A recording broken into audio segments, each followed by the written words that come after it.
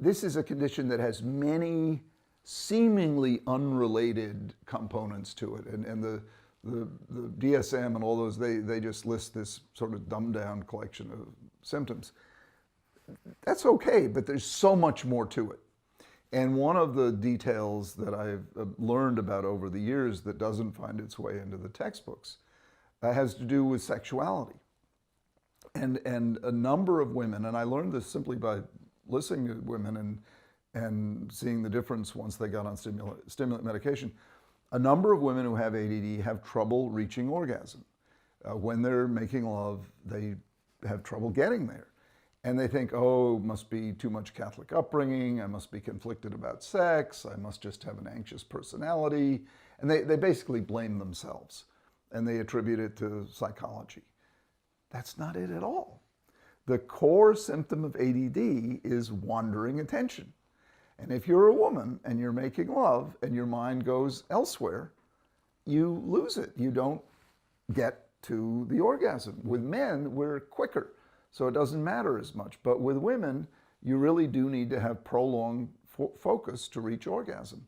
And some of my most grateful patients are women who say, my gosh, what a difference a little Ritalin or a little Adderall makes. And one of them said they really ought to call it the female Viagra, because these women go from anorgasmic or rarely reaching orgasm to having the best orgasms they've ever had, simply by adding the ingredient of sustained focus.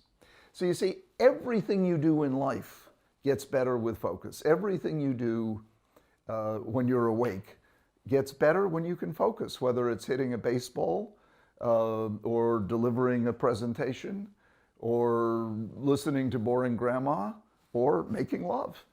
Everything in life improves with focus. And the flip side of that, everything in life gets worse without focus. And so rather than walking around being told you're a loser, get more discipline, try harder, and people with ADD, we tend to be very sensitive, so we buy into this stuff. And by the time we become adults, we think, we really are defective and disordered and all this bad stuff. Instead of that, blow that up. Just get rid of all that garbage and get diagnosed and embrace the really cool life that you could have. And that's why, sometimes I think I get so excited about this. People must think, what's he trying to sell me? I'm not trying to sell you anything.